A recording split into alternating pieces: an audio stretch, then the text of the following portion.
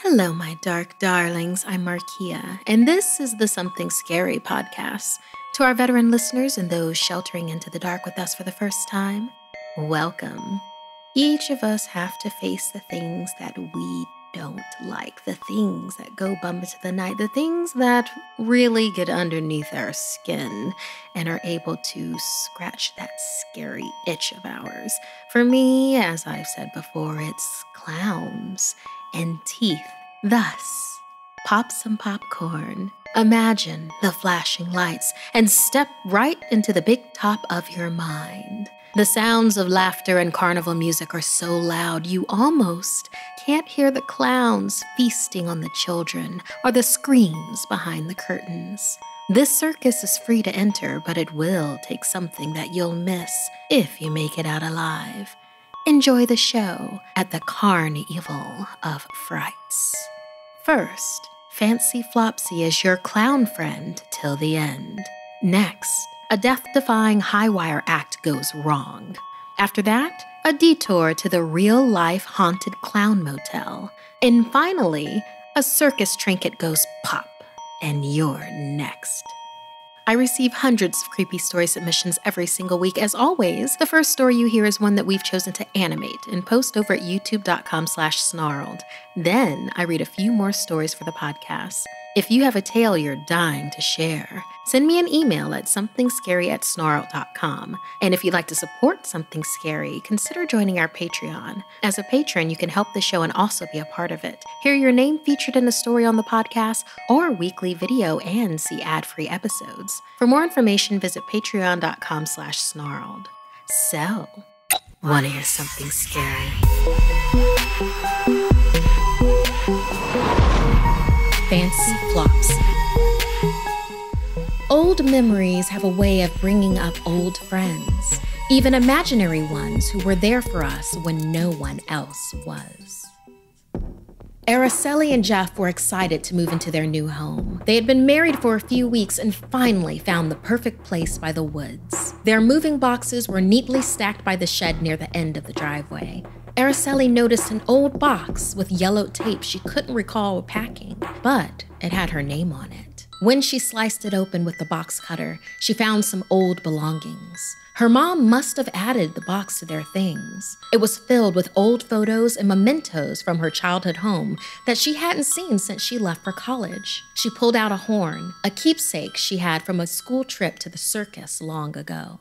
Without thinking, she honked the horn, and the memories came flooding back. She remembered leaving a red and yellow circus tent and following her classmates into the funhouse right next to it. She lost herself in the multitude of mirrors, and when she emerged from the funhouse, she realized she had missed the bus back to school. She didn't remember how long she was in there, only that she had found a toy horn. She squeezed it, and as it echoed through the maze, a clown appeared. What was his name? Its face bore a smile, and it danced all around her. He helped her find a way out. She would never be alone, it promised. Just give the horn a honk whenever she needed him. Outside, there were ambulance lights everywhere. While she had been stuck in the funhouse, there had been a terrible school bus accident. She was the only survivor of the tragedy. A woman standing on the street told her it had crashed when a circus clown crossed in front of it, causing it to swerve off the road and killing everyone on board. Flopsy? Fancy Flopsy? She recalled the clown's name aloud. Jeff laughed nervously. Fancy Flopsy sounds creepy. He probably wouldn't like me stealing you from him, he joked, trying to lighten the mood as he took some boxes of things upstairs. Araceli is my girl. When they were done unpacking, they opened the shed to put up their seasonal holiday decorations. That's when she saw it, standing in the center, a funhouse mirror. Araceli was taken aback from the coincidence, first the horn and now the mirror. Jeff, what is this doing here? She asked, seeing someone cross behind her reflection. When she looked closer, she realized that it wasn't Jeff. It was Fancy Flopsy giving her a wave. When she turned around, she almost crashed into Jeff, who had come back out with more boxes in hand. She laughed at herself. Sorry, I just got caught up in a memory, I guess. In bed later that night, she wondered if she had really imagined Fancy Flopsy. She'd left the bathroom light on and the door opened a crack just to be safe. From what? She wasn't sure. Her memories of him were scattered after they'd met.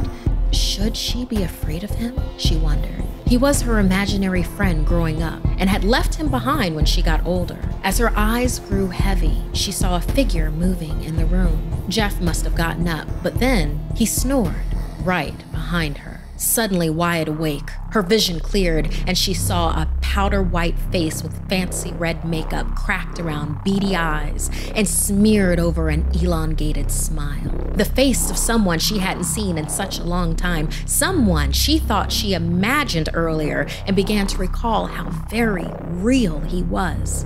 Fancy Flopsy is your friend. Fancy Flopsy has found you again, the clown said from the mirrored closet as the light went out. Araceli screamed in the darkness and the blankets were ripped off of her. With a clown honk and laugh, Flopsy's voice was all around her. I found you! What's going on? Jeff shouted, flipping the light switch on near the mirrored closet. Before Araceli could answer, Flopsy jumped out of the mirror and held the box cutter above Jeff. The clown laughed as he began to slash Jeff. No one can take my Araceli away from me. Araceli tried yelling at the clown to stop, but its mouth began to absorb Jeff. Its hair coiled around his body. She blacked out. When she woke up, she heard the toilet flush. When she rubbed her eyes, she saw Jeff standing over her, wishing her a good morning. After she explained her horrible dream, Jeff hugged her close. "It's okay, honey. No one can take me away from you," he said at his reflection in the mirror, which revealed his true identity. A smile crossed Fancy Flopsy's face as he held his long-awaited prize, Araceli. They're back. Our sponsors, Best Fiends, are here again. If you're like me and your brain has been craving a challenge lately, then you'll love Best Fiends as much as I do. If you aren't already playing Best Fiends, you're missing out, big time. Best Fiends is the fun and exciting puzzle adventure that you can experience anytime, anywhere. You don't even need an internet connection to play. No Wi-Fi? No worries. Something great about Best Fiends is that it's a fun way for me to have some socially distant competition with my online friends and family. It's a great way for me to share gifts with my mom, who's also playing Best Fiends, but she plays more than I do, so I don't even look at the leaderboard anymore. What I like the most about the gameplay is collecting my cute little bug characters and how I can change things up to better tackle future puzzles. Challenging and fun. Best Fiends has thousands of levels already, with new levels, events, and characters added every month. It's hours of fun right at your fingertips, and you can even play offline. With over 100 million downloads and tons of 5-star reviews, Best Fiends is a must-play. Download Best Fiends free on the Apple App Store or Google Play. That's Friends without the R, Best Fiends. The lengths we go for loved ones is a thin, high-wire act. In this story, inspired by Alexa, we're reminded to keep our eyes on the prize. The drumming and clash of a cymbal quieted the crowd at Wonder World. The audience sat in the dark and Trinity clutched her popcorn box close. The sound of a whip startled the crowd as it rang through the darkness. The spotlight hit the white top hat on the head of Miss Wonderful, the ringmaster of Wonder World. The crowd went wild as they saw her in a face-off with a wolf. Between them stood a fiery ring. The wolf howled, and Trinity wondered why there was a wolf or any sort of animal at the circus in this day and age. She looked at her pal Amalia, who shrugged. "Welcome to Wonder World, a place where imagination can transform your life," the ringmaster shouted as the wolf growled and ran toward Miss Wonderful. It jumped through the ring of fire. When it crossed the threshold, the crowd awed at the girl who appeared on the other side, next to the ringmaster. The wolf had transformed right before their eyes. "We do not have any animals here, just very talented humans with unique abilities like Rosalia here, who can turn into a wolf on command, just like our friend Alana, who is half demon, and Tasha, the mergirl. They all came here for a second home, a welcoming, wonderful community. We welcome you to join us. Amalia told Trinity those girls were new. She couldn't wait to see the Mergirl, and Trinity agreed as she saw a figure in a masquerade mask and jester hat staring right at her and pointing. The permanent plastered smile on its face startled Trinity, and its colors reminded her of Mardi Gras in Louisiana, of her grandparents, of the times they shared before they passed away. She missed them so much, she'd give anything to see them again. The jester got closer and with his white gloves motioned for her. "Go," urged Amalia, suggesting she was being selected for audience participation. Trinity hesitated, insisting on staying, but her friend nudged her toward the masked wrangler. He handed her a crystal-encrusted rabbit mask and instructed her to wait to put it on. As they walked behind the blue velvet curtains of the show, she was told she would be part of a very special magic trick tonight. Trinity was nervous, but grew excited when she realized she was standing by a gold-gilded aquatic tank. Inside, she saw the Mergirl resting with her crystal clamshell bra and braided, colorful hair. "Tasha?" Trinity asked quietly, and the girl woke up. She waved somberly and motioned to the mask. Trinity lifted it up toward her face, and Tasha shook her head as if to say, "Don't do it," right before being wheeled away. "What kind of trick am I doing?" Trinity asked herself when she felt a tap on her shoulder. It was Miss Wonderful. The silver and blue sequins of her ringmaster dress shone. She looked so powerful and magical. "It's a gift, darling. You'll be playing the role of the White Rabbit tonight. All I need you to do is think of what you'd like most in the world. Close your eyes now and place the mask on your face. Open them when I introduce your role and magic will happen. I promise you, it'll change your life." Trinity nodded as she did what was asked, and the ground beneath her moved up. She was on a platform. Miss Wonderful's voice echoed all around. "And now, we have our favorite act that reminds us magic can inspire us to see what we want and go toward it with open eyes. Behold, the White Rabbit."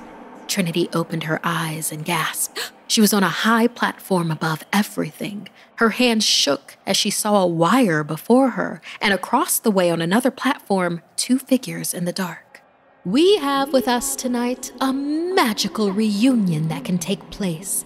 All the White Rabbit has to do is hop onto the wire to see her loved ones again." Trinity felt as if she was punched in the gut. As she saw the spotlight hit the figures ahead of her, it was her grandparents. How? She wondered, tears welling up in her eyes. It couldn't be. Was it the gift the ringmaster promised? "Trinity, you can do it. We believe in you," her grandmother called out. Steeling herself, Trinity remembered it was all an illusion, just magic. "Our darling angel, we've missed you," her grandfather called out. "I've missed you, Nana and Grampy," Trinity cried out. She needed to get to them. Miss Wonderful's voice rang through the air. "See, as the White Rabbit would do anything to see them again. Go ahead, go to them." Steeling herself, Trinity was filled with determination. The weight of the mask on her felt reassuring. She began to feel lighter and smaller. She began to transform into a real rabbit. So she began to cross the wire and was able to make her way effortlessly until she reached the middle. "Don't look down, darling," she heard the ringmaster warn. Caught off guard, she reacted and indeed looked down. She was high, a little white speck. "Trinity, you've got this," her Nana encouraged, and dizzily she tried to continue but was filled with fear. Her body began to expand and turn back into a human. "No, I'm a white rabbit," she said to herself and continued her way across. but the wire wobbled as she almost reached her grandmother's hand. The tears in her eyes blinded her, and she fell right before making it. She fell straight down into the white space that as soon as she impacted with it, she realized it was a top hat.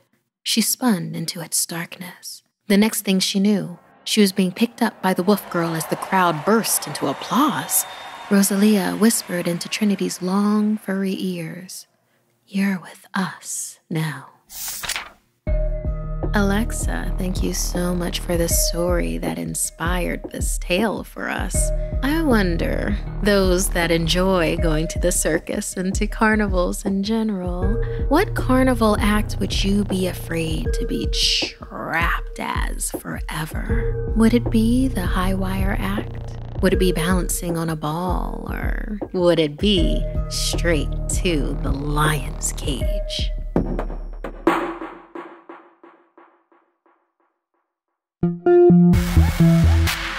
There is a real-life place that's a resting stop for tourists and a final resting stop for clowns.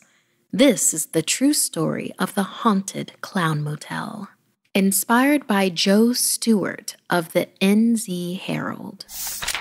For over 20 years, Nevada's Clown Motel has been a spooky go-to destination for those seeking roadside oddities.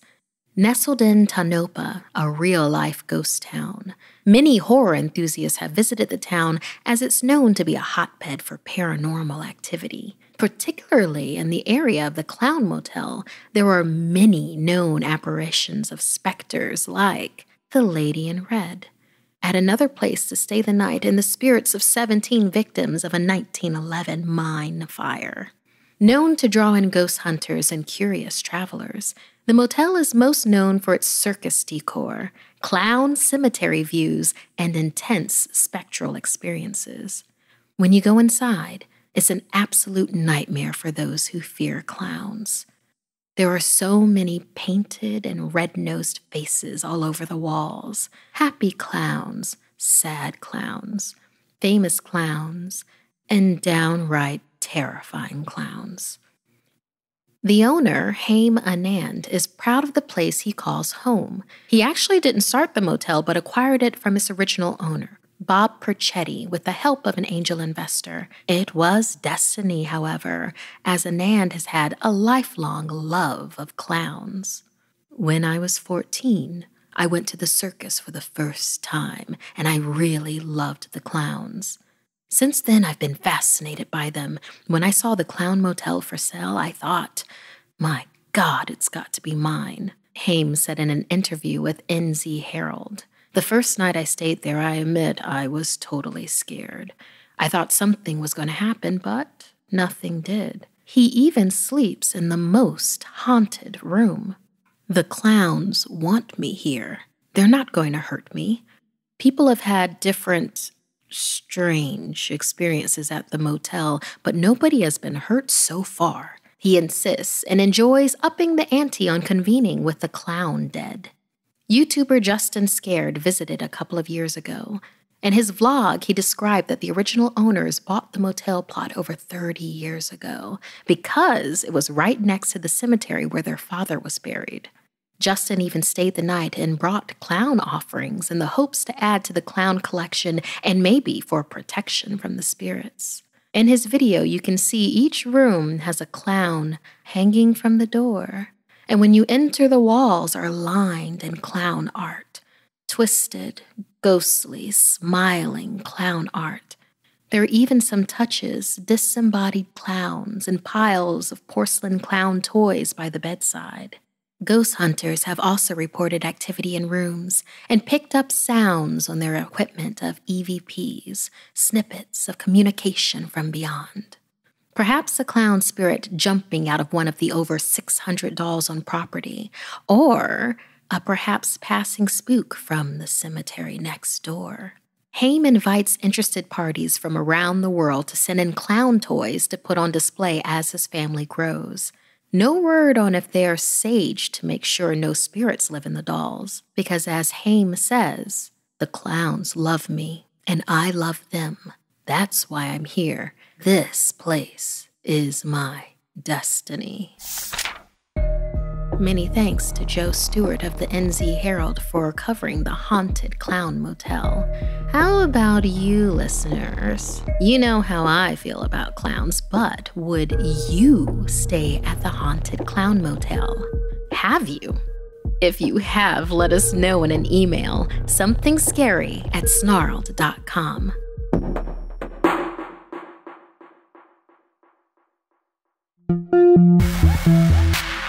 We've seen those old toys from carnivals, those objects that should win the title of creepiest looking prizes.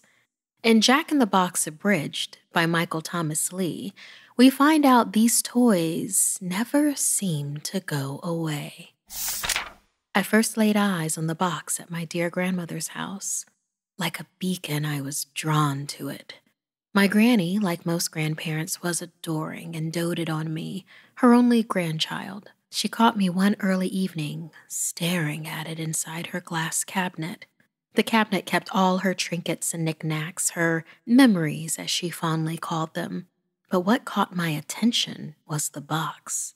Situated at the back of the glass cabinet, it seemed out of place. A sore thumb sticking out on an otherwise pristine hand. It was an old tin box with a red plastic crank. It had on all its sides printed pictures of a traveling circus, lions and clowns, even an elephant standing tall on a podium. But in the center of the box was the ringmaster, with a whip in his hand. His eyes stared out from the box. A playful grin spread across his mustached face. I wanted so very badly to touch the box, to feel my fingers around its frame. I wanted to turn the plastic crank and hear that song. 1/2 pound of tuppenny rice, 1/2 pound of treacle. That's the way the money goes. Pop goes the weasel. I pressed my sticky palms against my granny's glass cabinet, pressing my face against the cool, chemical-smelling glass. My pudgy fingers finding the smooth brass knob that opened the cabinet. I tugged and pulled, but the cabinet refused to open. I turned around in a panic, and behind me stood my granny, a warm yet warning smile across her wrinkled face. She reached into her housecoat and pulled out an antique angular key. She twisted it in the light of the room, showing off the object's strange edges. "No, you don't, young lady," she teased, smiling at me. She placed the key back into her housecoat and tapped the pocket reassuringly. "Safe and sound," she muttered, leaving the room. I was left standing in the lounge. I turned once again, viewing the toy box through the glass cabinet. I needed that key. I waited and crept carefully to avoid being detected during her evening bath. I reached into the housecoat and felt the weight of the key in my hand. The water from the bathroom ceased running, and a heavy drip echoed around the old house. I held my breath as I wondered, had she heard me? Had she checked the housecoat pocket?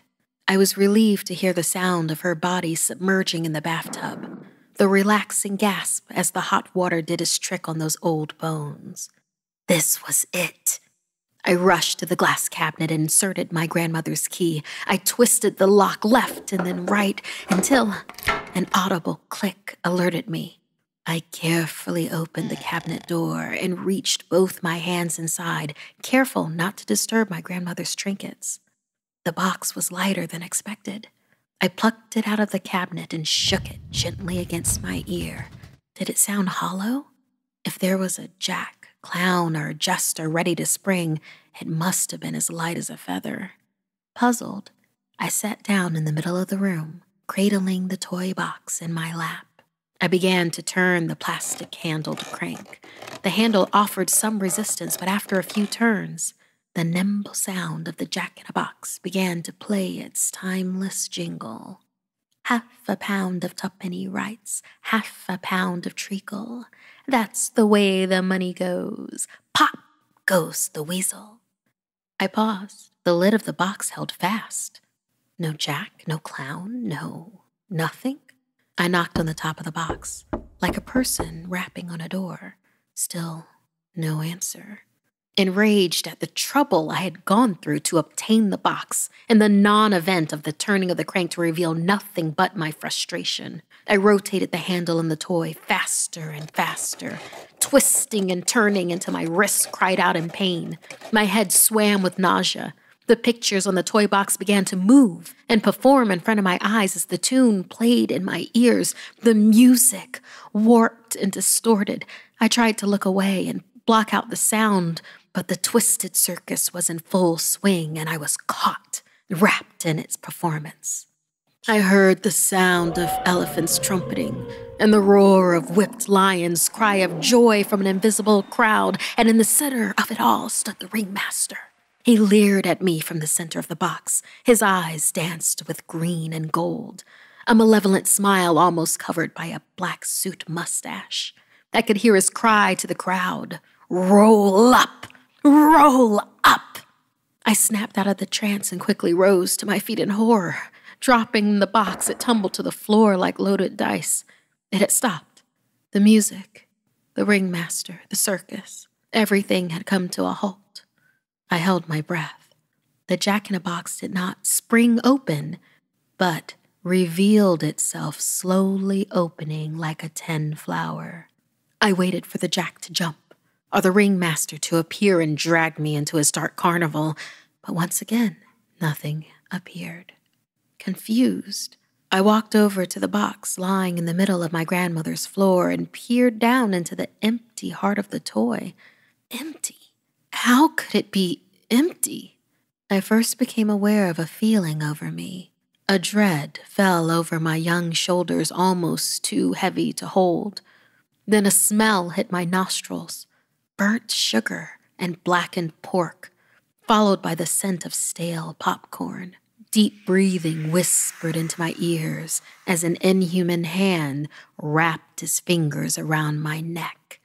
The other claw toying with the back of my hair playfully. The jack giggled as he twirled my hair into curls, his sticky fingers knotting and painfully jerking the strands. My young mind, unable to take the horror behind me, shut down. I clattered to the floor in a heap. As I lay there, my mind exhausted from fear, I could once again hear the dreadful rhyme. 1/2 a pound of tuppenny rice, 1/2 a pound of treacle. "Oh, my dear," my granny spoke, lifting my head off the floor and into her warm lap. "Now, my dear, you shouldn't have gone snooping." She held the box in her hand above me, twisting and studying the colorful cube. "I won this wonderful thing in a game of ring toss when I was just about your age." She smiled, stroking my hair. "Your old granny was a sure hand at the circus games." I gasped as I saw in the corner of the room stood the jack, the long, slender figure crooked and blackened. He resembled a burnt tree, the bark of his skin covered in deep, wet gashes that spewed a foul-smelling jelly. "Now don't look at him. Don't pay him no mind," my granny snapped, turning her back to the creature, shielding my gaze. "You know what they call a jack-in-a-box in France, my dear? They call it diable en boîte. Do you know what that means, my child?" I stared up at her in shock and shook my head, speechless. "It means devil in a box," she stated solemnly. "And you know, my dear, you opened the box, and just as I did all those years ago, you have to pay the devil his due." Granny placed a pillow beneath my still aching head and rose gingerly on her worn knees, wincing in pain from the effort. "Now, sweetie, Grandma's gonna have to go away." She turned slowly to face the jack, who had his eyes firmly fixed on my granny. It licked his skinless lips in anticipation. "Granny, no," I croaked. My words were heavy with fright. "Now just stop that. Stop that at once. It won't make any difference," she barked as I protested, curled up on the floor. "You have a job to do now, my love. It's an important job, one I have been doing for too long. You have to keep the box. Keep it safe." She nodded at the tin toy lying on the floor. I tried to cry out, but my silent scream went unheard as my grandmother walked over to the jack and embraced the creature like any old friend. I turned away as the jack held my grandma, squeezing until she was submerged in its viscous bodily fluid. The jack gurgled as it drank her in, a look of elation on its face as it sipped away what little life she had left. It looked at me, almost unsatisfied with the offering my grandma had given, and finished the last of its meal. Licking the plate clean, it dropped her to the floor and vanished from sight. The tiny box slammed shut, in the middle of the floor next to my granny's already cold body. With both shaking hands, I gripped the toy as if in prayer and placed it back in my granny's glass cabinet. Shutting the door, I turned the key and placed it in my pocket. As I finished this story, I must confess, not a day goes by when I don't thumb the heavy antique key in my pocket. The jack-in-a-box no longer lives in my grandmother's glass cabinet hiding in plain sight. I chose a more secure and traditional hiding place, a place most people keep old, unwanted memories they can't bear to part with, safe and sound. I look at my daughter fondly. She is just like me and Grandma in so many ways. I pray that her curiosity doesn't get the better of her too. When I tuck her into bed at night, kissing her cheek and wishing her sweet dreams, there is a faint sound, and when she switches her nightlight on and closes the door softly, I can hear it, more clearly, coming from the attic. 1/2 pound of tuppenny rice, 1/2 pound of treacle. That's the way that Granny goes. Pop goes the weasel. This week's podcast stories were edited by Markeia McCarty, Sabina Graves, and James H. Carter II. Narration by Markeia McCarty. Audio edited by Fitz Harris and Calvin Linderman. Graphics by Jonny Ashley. Produced by Analise Nelson. Music by Sapphire Sandalo and Calvin Linderman. If you have a story you'd like to submit, send me an email at SomethingScary@Snarled.com. Don't forget to watch the video version of Something Scary over at YouTube.com/Snarled. And if you'd like to support the show and everything we do at Snarled, join our Patreon at Patreon.com/Snarled. Until next time, my dark darlings, sweet dreams.